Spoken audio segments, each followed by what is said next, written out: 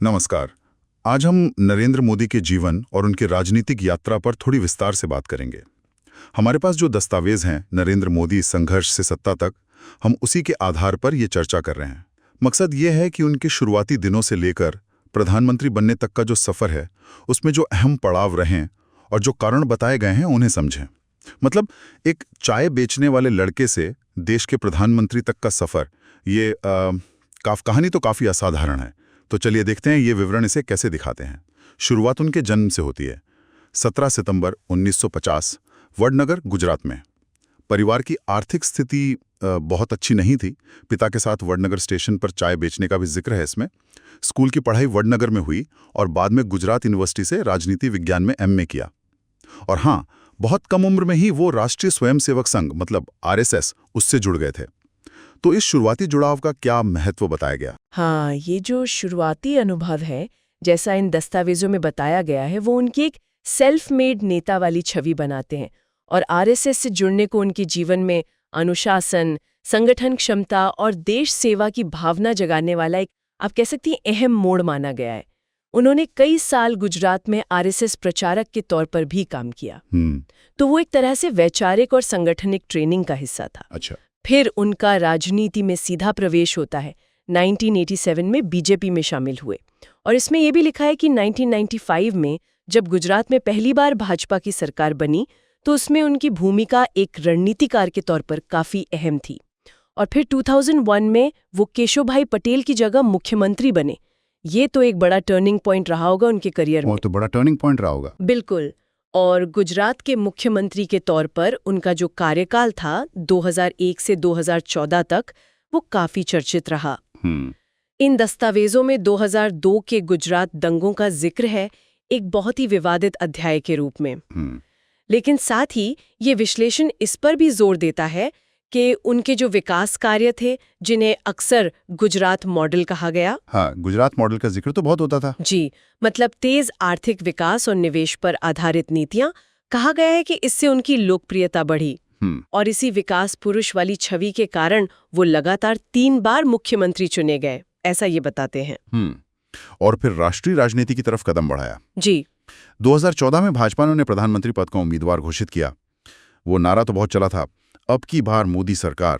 इसकी कामयाबी के पीछे क्या वजह बताई गई है? ये दस्तावेज कहते हैं कि उस नारे ने और पूरे प्रचार अभियान ने लोगों में बदलाव और एक मजबूत नेतृत्व की जो उम्मीद थी उसे छुआ और नतीजा ये हुआ कि 2014 में भाजपा को स्पष्ट बहुमत मिला। 26 मई 2014 को उन्होंने भारत के 15वें प्रधानमंत्री के तौर पर शपथ ली और 2019 में भी फिर से बड़ी जीत हासिल की। जी हाँ, बिल्कुल। प्रधानमंत्री के तौर पर उनके कार्यकाल में कई बड़ी पहलें और फैसले हुए हैं।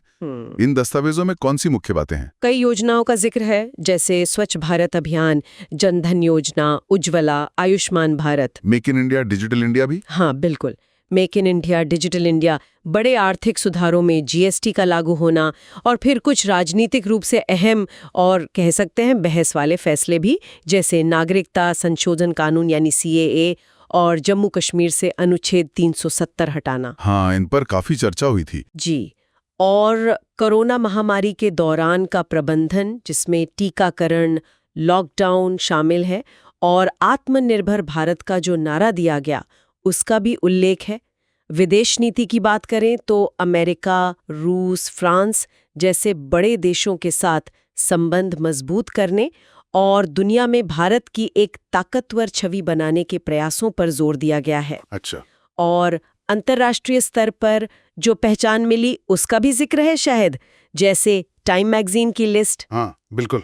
टाइम मैगजीन की दुनिया के सबसे प्रभावशाली लोगों की लिस्ट में कई बार उनका नाम आया। 2018 में संयुक्त राष्ट्र का champions of the earth award मिला और रूस, UAE, मालदीव जैसे देशों से उन्हें अपने सर्वोच्च नागरिक सम्मान भी मिले हैं। तो कुल मिलाकर ये दस्तावेज उन्हें एक ऐसे नेता के तौर पर दिखाते हैं जो जमीनी संघर्ष से ऊपर उठें। हाँ, बिल्कुल। एक ऐसा नेता जिसने जमीनी स्तर पर संघर्ष किया, संगठनात्मक अनुभव हासिल किया और फिर विकास के एजेंडे को आगे रखकर राष्ट्रीय राजनीति के शिखर तक पहुंचे हैं। उनके जीवन को अनुशासन और राष्ट्रभक्ति के प्रतीक के तौर पर भी प्रस्तुत किया गया है इसमें। सही कहा। तो वडनगर के रेलवे स्टेशन से शुरू हुआ ये सफर इन दस्तावेजों के मुताबिक संघर्ष, अनुशासन और एक तेज राजनीतिक समझ के जरिए प्रधानमंत्री आवास तक पहुंचा है। और यहाँ एक सोचने वाली बात ये भी उभरती है, जो इन विवरणों से इशारा मिलता है कि किस तरह उनके शुरुआती जीवन के अनुभव, खासतौर पर वो आरएसएस से मिला अनुशासन और संगठन का पाठ, और बाद में गुजरात में जो विकास मॉडल पर केंद्रित उनकी राजनीतिक रणनीति रही, वो सब मिलकर राष्ट्रीय स्तर पर उनकी पहचान, उनके काम करने का तरीका और उनके बड़े फैसलों को आकार देते हैं। इस पर सोचना वाकई दिलचस्प है।